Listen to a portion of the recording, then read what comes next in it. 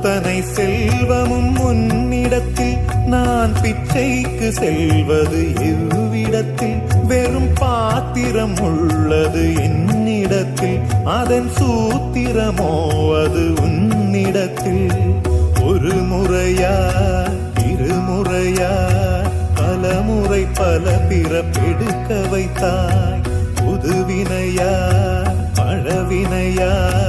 கணம் கணம் தினம் என்னை துடிக்க வைத்தாய் பொருளுக்கு அலைந்திடும் பொருளற்ற வாழ்க்கையும் துரத்துதே உன் அருள் அருள் அருள் என்று அலைகின்ற மனம் இன்று பிதற்றுதே அருள் விழியால் நோக்குவாய்